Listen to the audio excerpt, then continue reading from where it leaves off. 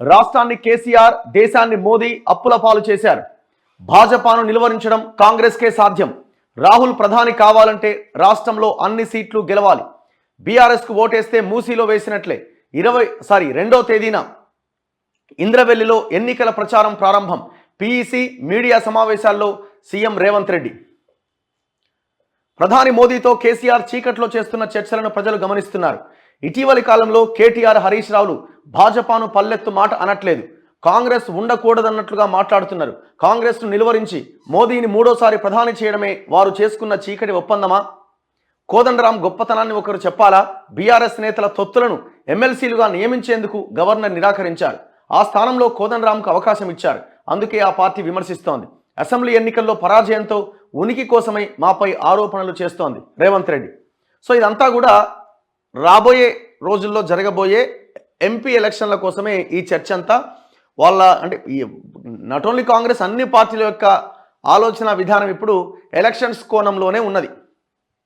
BJP అయినా, BRS అయినా, కాంగ్రెస్ అయినా, ఇంకే పార్టీ అయినా రాబోయే ఎన్నికల్లో ఎట్లా గెలవాలా, 17 ఎంపీ స్థానాల్లో ఎట్లా ఓట్లు సాధించాలి, ఎట్లా ఎంపీ స్థానాలు గెలవాలి, ఈ దిశగానే వాళ్ళ ఆలోచనలు ఇప్పుడు ఉంటాయి. ఎందుకంటే ఎలక్షన్స్ ఉన్నాయి కాబట్టి.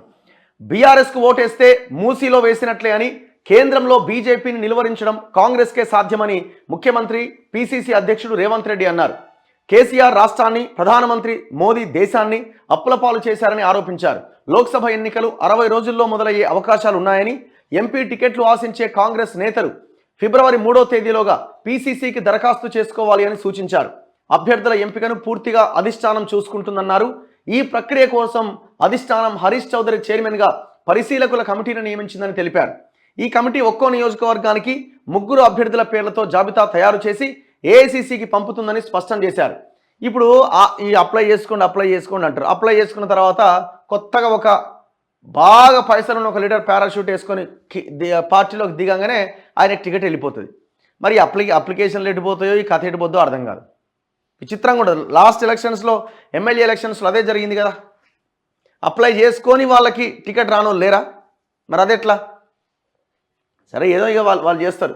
ఈ కమిటీ ఒక్కో నియోజకవర్గానికి 3 అభ్యర్థుల పేర్లతో జాబితా తయారు చేసి ఏఐసీసీకి పంపుతుందని స్పష్టం చేశారు. లోక్సభ ఎన్నికల వ్యూహం ఖరారు, అభ్యర్థుల ఎంపిక పైన మంగళవారం గాంధీభవన్లో ఆయన అధ్యక్షతన కాంగ్రెస్ ప్రదేశ్ ఎన్నికల కమిటీ సమావేశం జరిగింది.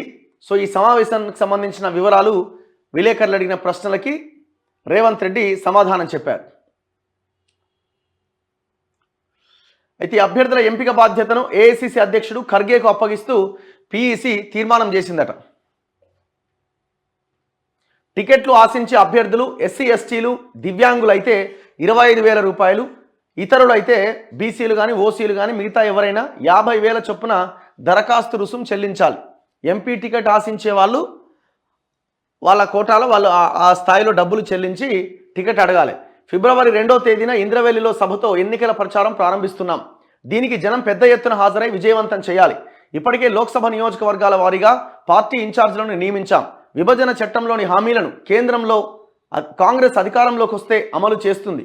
వాటిని అమలు చేయాలని కేసీఆర్ అడిగింది లేదు, మోదీ ఇచ్చింది లేదు. ఇచ్చేది మేమే, తెచ్చేది మేమే. 2004, 2009 ఎన్నికల్లో ఉమ్మడి ఆంధ్రప్రదేశ్లో కాంగ్రెస్ పార్టీ 30కి పైగా ఎంపీ సీట్లు గెలవడం వల్ల కేంద్రంలో యూపీఏ అధికారంలోకి వచ్చి జనరంజక పాలన అందించింది. అయితే యాక్చువల్గా ఇక్కడ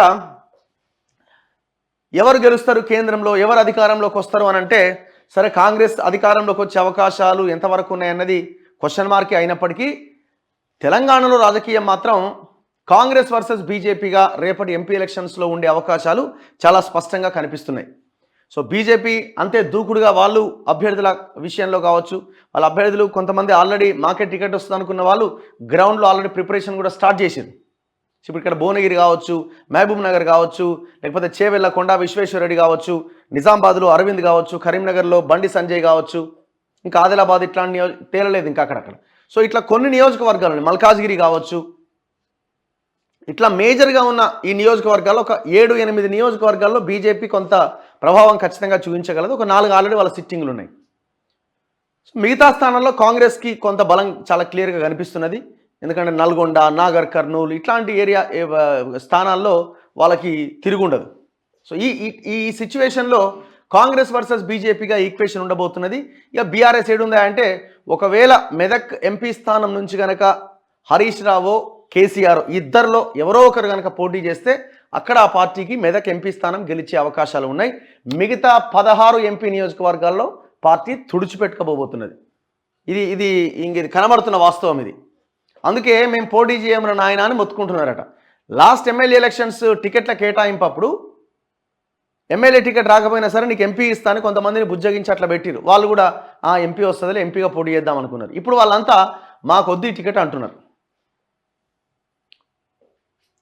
ప్రతిపక్ష శాసనసభ్యులు కూడా నన్ను కలవచ్చు. కేసీఆర్, కేటీఆర్, హరీష్ రావులు అపాయింట్మెంట్ అడిగినా ఇస్తా. ప్రతిపక్ష శాసనసభ్యులు వచ్చి నన్ను కలవచ్చు. వారు సూచించిన సమస్యలను పరిష్కరిస్తాం. కేసీఆర్ 7 లక్షల కోట్ల అప్పు తెస్తే మోదీ 100 లక్షల కోట్ల అప్పులు తెచ్చి దివాలా తీసిన దేశంలా భారత్ను మార్చారు. గతంలో ప్రజలకిచ్చిన మాటను మోదీ నిలబెట్టుకోలేదు. బీజేపీని గెలిపిస్తే ప్రతి పేదవాడి ఖాతాలో 15 లక్షలు వేస్తా అన్నారు. రైతుల ఆదాయాన్ని రెండింతలు చేస్తా అన్నారు. ఏమీ చేయలేదు. గిట్టుబాటు ధర రాక ప్రపంచంలోని రైతులు అత్యధికంగా ఆత్మహత్య చేసుకున్న దేశంగా భారత్ నిలిచింది. సో ఇట్లా నిన్న రేవంత్ రెడ్డి ప్రెస్ మీట్ నడిచింది.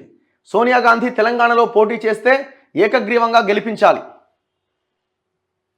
డీసీసీల నుంచి 187 పేర్లతో ప్రతిపాదనలు.